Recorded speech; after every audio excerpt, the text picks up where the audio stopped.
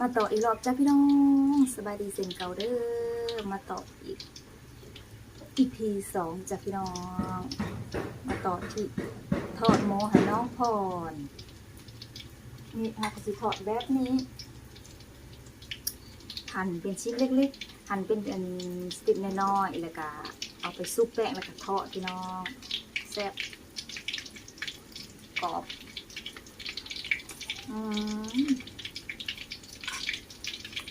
อร่อย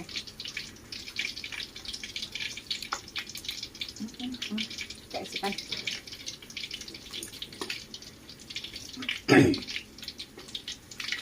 เด็กที่เหลือกินข้าวกินน้ำแล้วเขาก็สิจะไปงานเขาดำพี่น้องกินข้าวแล้วจังไปยังบ่หิว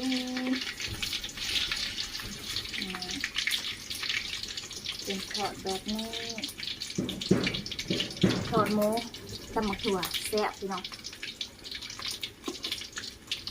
แซ่บคือกัน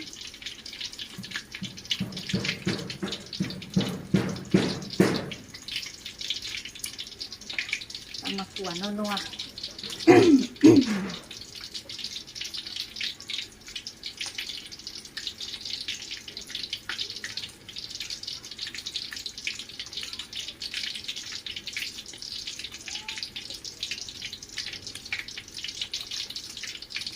ห่อนเอาคนยังติดตกอยู่กันเพราะมันเอาเห็ดไปจังเลยพี่น้องเห็ดออก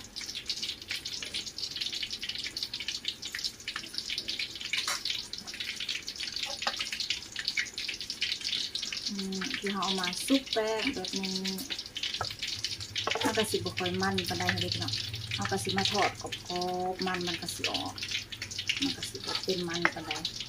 เนื้อหมูค่ะมันกระสิบมันนี่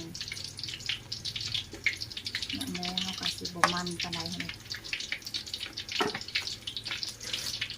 อันนี้สิเป็นเนื้องัวตากแล้วเขากระสิปีนสิกันแล้วเขาทอดอันนี้แหละก็จุ่มมา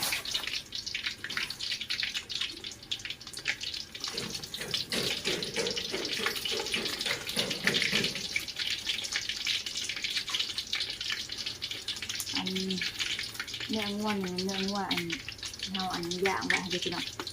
เขาสิปีนเอามันจะมีรสชาติหอมเนื้อหมูนี่เขาสิทอดมันรสชาติมันสิดีกว่าที่เขาปีนถ้าเขาปีนเขาย่างเนื้อมันสิแข็งหมูเลยพี่น้องถ้าเขาใส่แป้งนั่นนี่เนื้อมันสินุ่มเด็กๆเขาก็สิมักกินพี่น้องน้องพอเราก็สิมักกินเพราะว่ามันอ่อนเลยถ้าเขาปีนเนื้อมันสิแข็งสีสันสีอันเดียวเราทอดเนื้อมันสินุ่มหน่อย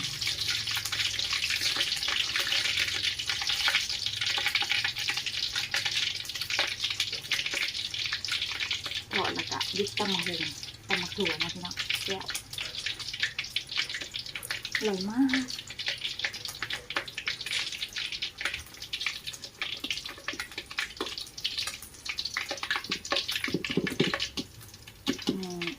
จะเป็นหน้าตาแบบนี้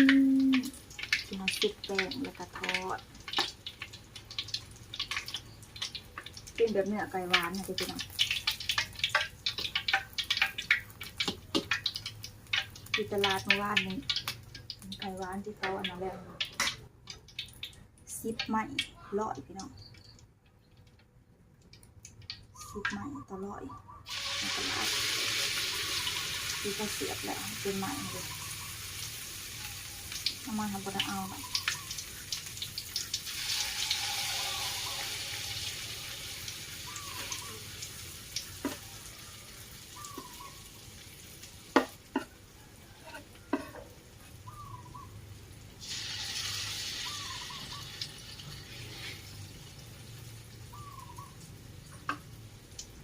กรอบนมอร่อย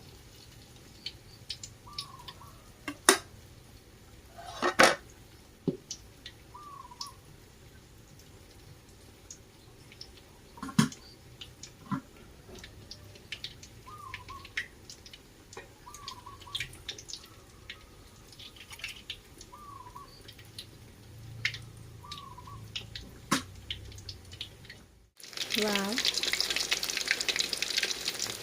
ทอดหมูหั่นเป็นชิ้นๆแล้วก็ซุปแป้งมาทอดจะสิเป็นหน้าตาแบบนี้พี่น้อง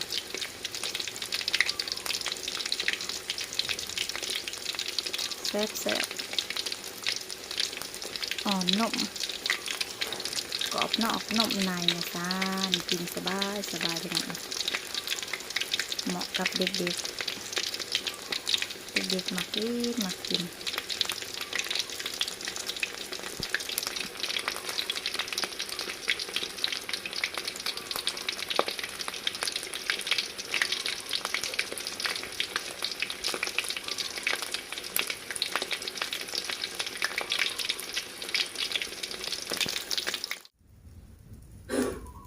เมื่อดีเนาะพี่น้องเมื่อปีเมื่อดูหนังอันนี้สเป็นเนื้องัวเผาแล้วก็จะเป็นประมาณนี้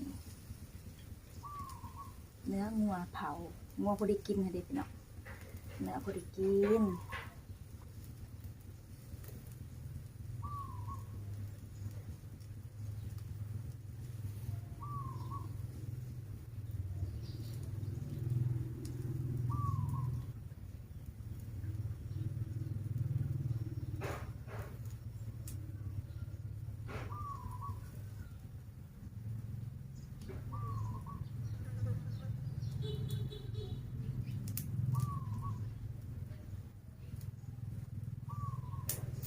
เสียงรถคนหลังไปอันเพื่อนดี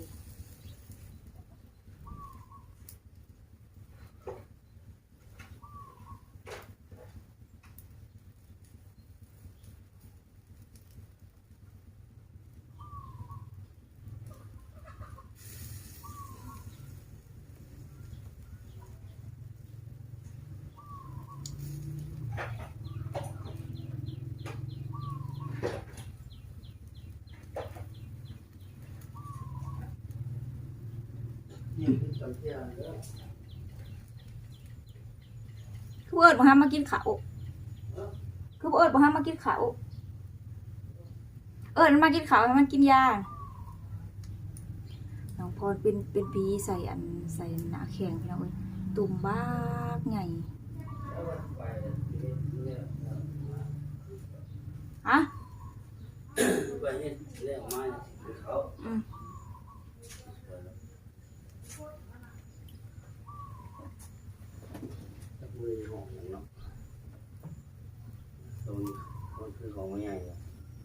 เจ้าแบนบอก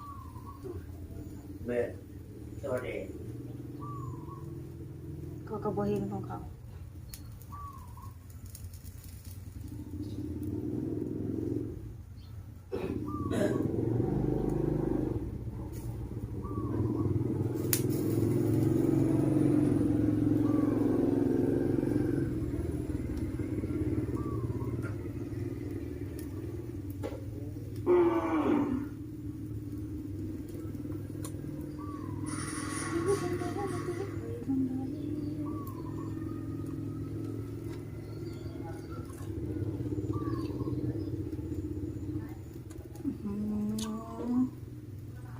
อร่อย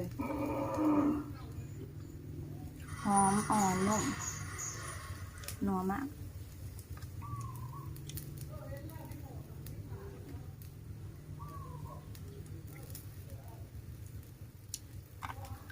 อร่อย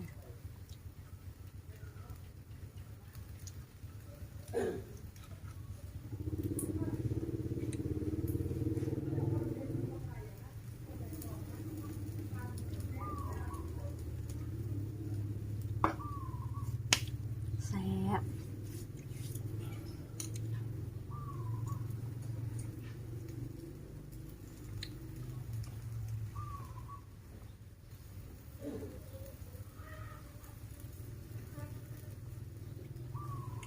กินข้าวกินน้ำแล้วจังสิไปเฮือนดีพี่น้องถ้าเอายาให้น้องพรก่อนให้เพิ่นกินยาแล้วเรียบร้อยก่อน